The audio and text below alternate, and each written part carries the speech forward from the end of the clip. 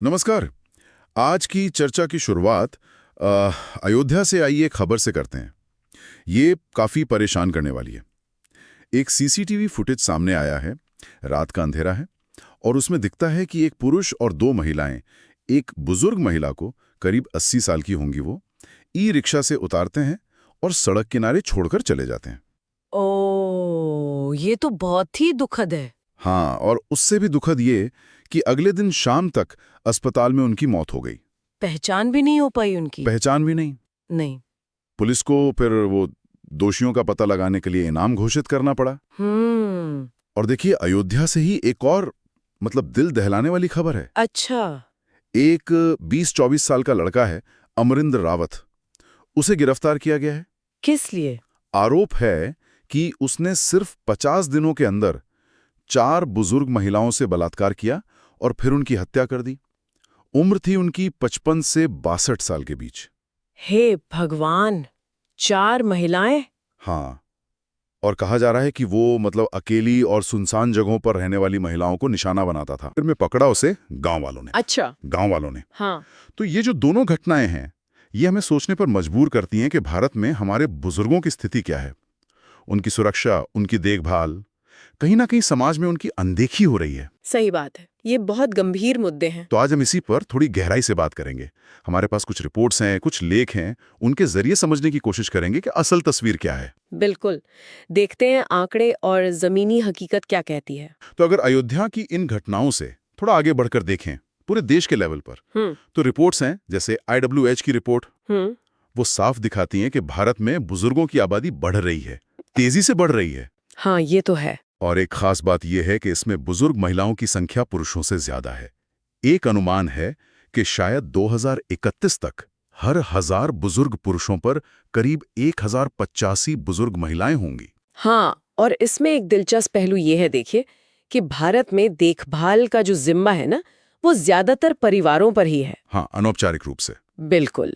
और वो भी ज्यादातर अवैतनिक होता है, मतलब बिना किसी पैसे के, और ये बोझ अक्सर घर की महिलाएं उठाती हैं। सही। इसका सीधा असर फिर घर की आर्थिक स्थिति पर पड़ता है। आप सोचिए, करीब 78% बुजुर्ग ऐसे हैं जिन्हें कोई पेंशन नहीं मिलती। 78%? ये तो बहुत बड़ा आंकड़ा है। हाँ, और जिन घरों में बुजुर्ग रहते हैं वहां अक्सर प्रति व्यक्ति आय भी कम होती है और स्वास्थ्य पर खर्च बहुत ज्यादा होता है। शहरों में तो ये खर्च इतना बढ़ जाता है कि कई बार कर्ज लेने की नौबत आ जाती है। अच्छा, स्वास्थ्य खर्चों की वजह से कर्ज। बिल्कुल। और इसके साथ ही एक और बड़ी समस्या है, बुजुर्गों का अकेलापन। हाँ, ये भी है। आंकड़े बताते हैं कि करीब 8.6% बुजुर्ग महिलाएं अकेले रहती हैं। पुरुषों में ये आंकड़ा सिर्फ 2.5% है। यानी महिलाएं ज्यादा अकेली हैं। हाँ, और यही अकेलापन उन्हें कई बार बहुत असहाय बना देता है, जैसे शायद अयोध्या में उस महिला के साथ हुआ होगा जिसे सड़क पर छोड़ दिया गया। हो सकता है। अकेलेपन की वजह से वो उपेक्षा का, दुर्व्यवहार का आसानी से शिकार बन जाते हैं। और दुर्व्यवहार की बात करें तो आंकड़े क्या कहते हैं, क्योंकि ये भी एक पहलू है। हाँ, दुर्व्यवहार के आंकड़े तो और भी चौंकाने वाले हैं।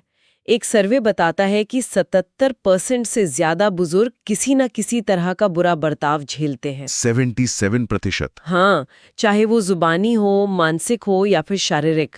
और सबसे दुखद बात क्या है? क्या? करीब 38% मामलों में ये दुर्व्यवहार उनके अपने बेटे या बेटियां करते हैं, और 36% मामलों में दामाद या बहू। जिनसे सबसे ज्यादा उम्मीद होती है। हाँ, वही लोग। खतरा अक्सर वहीं से होता है। ये हमारे समाज की एक कड़वी सच्चाई है। और जो अमरेंद्र रावत वाला मामला था, शायद उन महिलाओं का अकेलापन ही उनकी कमजोरी बन गया। हाँ, हो सकता है। ये स्थिति तो वाकई चिंताजनक है। ऐसे में सरकार क्या कर रही है? कुछ कानून हैं, योजनाएं हैं, जैसे वो एक एक्ट है ना, MWPCA। हाँ, माता पिता और वरिष्ठ नागरिकों का भरण पोषण और कल्याण अधिनियम 2007, और पेंशन योजनाएं भी हैं। बिल्कुल। पर क्या ये असरदार हैं? जमीन पर कुछ फर्क पड़ रहा है इनसे? देखिए, अगर हम पूरी तस्वीर देखें ना, तो कई कमियां साफ दिखती हैं। पहली बात तो यही कि ये जो कानून है MWPCA, हाँ, जो बच्चों पर कानूनी तौर पर माँ बाप की देखभाल की जिम्मेदारी डालता है, उसके बारे में ज्यादातर बुजुर्ग जानते ही नहीं है। सिर्फ 12% को पता है। सिर्फ 12%? हाँ, और महिलाओं में तो ये जानकारी और भी कम है। फिर दूसरी बात, इसे लागू करने में भी बहुत ढिलाई है। अच्छा। कानून कहता है कि हर जिले में वृद्धाश्रम होना चाहिए, पर 2021 तक आधे से भी कम जिलों में बने थे। तो कानून है पर पालन नहीं हो रहा। सही।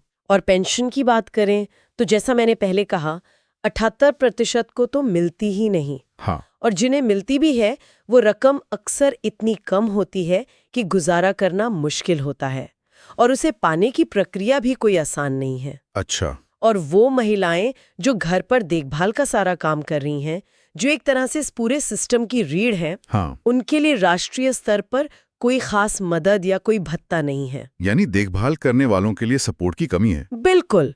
और सबसे अहम बात, अगर आप सरकारी बजट देखें तो बुजुर्गों की देखभाल के लिए बहुत कम पैसा रखा गया है। सामाजिक न्याय मंत्रालय के कुल बजट का सिर्फ 2%। महज 2%? इतनी बड़ी आबादी के लिए? हाँ। तो ये तो सब चुनौतियां हो गईं। क्या कहीं कोई उम्मीद की किरण भी दिखती है? कोई नए रास्ते, टेक्नोलॉजी या कुछ और? हाँ, ऐसा नहीं है कि सब कुछ नकारात्मक ही है, कुछ सकारात्मक चीजें भी हो रही हैं। जैसे? एक तो है फॉर्मल केयर सेक्टर का धीरे धीरे बढ़ना, मतलब पेशेवर देखभाल सेवाएं। अच्छा, प्रोफेशनल केयर। हाँ, इससे न सिर्फ बुजुर्गों को प्रशिक्षित देखभाल मिल सकती है, बल्कि रोजगार के मौके भी पैदा हो सकते हैं, खासकर महिलाओं के लिए। ये तो अच्छी बात है। होम केयर सर्विसेज हैं जैसे लाइफी सिकल, केयर 24, असिस्टेड लिविंग समुदाय भी बन रहे हैं। लेकिन इनकी गुणवत्ता और कीमत का भी सवाल होगा। बिल्कुल। यहाँ ये पक्का करना बहुत जरूरी है कि देखभाल की क्वालिटी अच्छी हो, सेवाएं महंगी ना हो, और जो लोग ये काम कर रहे हैं यानी केयरगिवर्स, उन्हें सही माहौल और ठीक-ठाक पगार मिले। इसके लिए अच्छे नियमों और मानकों की जरूरत है। सही। और टेक्नोलॉजी की क्या भूमिका हो सकती है? टेक्नोलॉजी भी एक बड़ी उम्मीद है। अब ऐसे उपकरण आ रहे हैं जैसे डोजी, जो बिना छुए एआई की मदद से सेहत पर नजर रखते हैं। अच्छा, कॉन्टैक्टलेस मॉनिटरिंग। हाँ, फिर टेलीमेडिसिन प्लेटफॉर्म्स हैं जैसे ई संजीवनी। इनसे डॉक्टर की सलाह दूर बैठे भी मिल सकती है। ये तो बहुत उपयोगी हो सकता है। हाँ बिल्कुल। लेकिन यहाँ भी एक चुनौती है, डिजिटल लिटरेसी। मतलब बहुत से बुजुर्ग, खासकर महिलाएं, टेक्नोलॉजी इस्तेमाल करने में सहज नहीं है। हाँ, या उनके पास स्मार्टफोन, इंटरनेट वगैरह की सुविधा नहीं है। सही। ये डिजिटल डिवाइड एक बड़ी बाधा है। फिर भी एक और चीज है, सिल्वर इकोनॉमी। सिल्वर इकोनॉमी, ये क्या है? मतलब वो बाजार जो बुजुर्गों की जरूरतों और उनके खर्च से जुड़ा है, ये तेजी से बढ़ रहा है। अनुमान है कि 2029 तक ये करीब $18 बिलियन का हो सकता है। अच्छा, तो इसमें भी अवसर हैं? हाँ, इसमें सेवाएं, उत्पाद, सब कुछ शामिल है। तो अगर हम पूरी बात को समेटें, तो एक तरफ भारत के बुजुर्ग कई गंभीर मुश्किलों का सामना कर रहे हैं। अनदेखी है, बुरा बर्ताव है, पैसे की तंगी है, सरकारी मदद पूरी नहीं है। अयोध्या की घटनाएं इसका एक दुखद उदाहरण है। बिल्कुल। लेकिन दूसरी तरफ कुछ नए समाधान भी उभर रहे हैं, जैसे पेशेवर देखभाल सेवाएं और टेक्नोलॉजी। हाँ, लेकिन चुनौती बहुत बड़ी है और ये वक्त के साथ और बढ़ेगी, क्योंकि बुजुर्गों की आबादी लगातार बढ़ रही है। सही। इसलिए बेहतर नीतियां बनाने की, ज्यादा सरकारी निवेश की और सबसे जरूरी हमारे समाज की सोच में बदलाव लाने की बहुत ज्यादा और फौरन जरूरत है। तो आखिर में हम अपने श्रोताओं के लिए एक सवाल छोड़ जाते हैं, सोचिएगा इस पर। जिस तरह परिवारों पर देखभाल का दबाव बढ़ रहा है और जो मौजूदा सरकारी व्यवस्था है उसकी अपनी सीमाएं हैं, तो ऐसे में हम सब एक व्यक्ति के तौर पर और एक समाज के तौर पर अपने बुजुर्गों को, खासकर उन लोगों को जो सबसे ज्यादा लाचार हैं, अकेले हैं, उन्हें एक सम्मानजनक जिंदगी देने के लिए क्या छोटे बड़े कदम उठा सकते हैं? कैसे हम मौजूदा कमियों को भरने में मदद कर सकते हैं?